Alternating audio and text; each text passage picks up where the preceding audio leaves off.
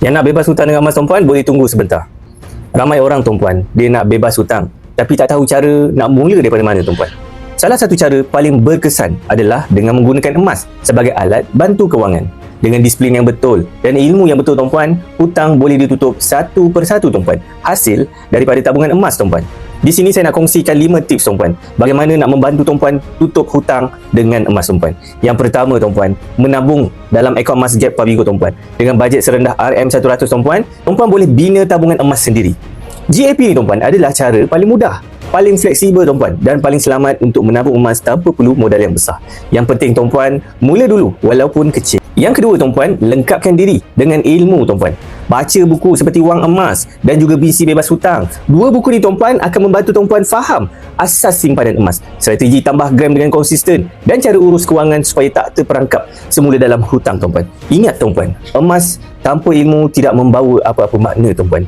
Yang ketiga tuan-puan, menabung ikut bajet. Bukan ikut harga emas semasa tuan-puan. Contoh tuan-puan, bajet 200 setiap bulan. Berapa pun harga emas pada waktu tu tuan-puan, terus top up dalam akaun emas Gap. Kaedah terbaik adalah menggunakan sistem auto debit tuan-puan, supaya tabungan tuan-puan setiap bulan konsisten tanpa gagal tuan-puan. Yang keempat, tetapkan matlamat jangka sederhana. Jika sasaran tuan-puan adalah bebas hutang dalam 2 tahun, fokus menabung bermula sekarang tuan-puan.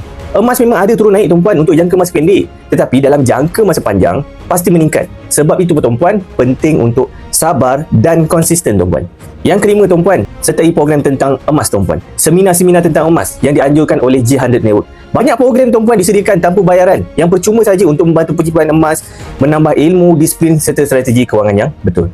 Ingat tuan-puan, bukan emas yang menjadikan kita kaya tuan-puan, tetapi ilmu. Ilmu lah tuan-puan yang menggerakkan tindakan kita. Dan ilmu dan tabungan emas bukan sekadar simpanan saja yang bertambah tuan-puan, tetapi jalan menuju bebas hutang dan kewangan yang stabil.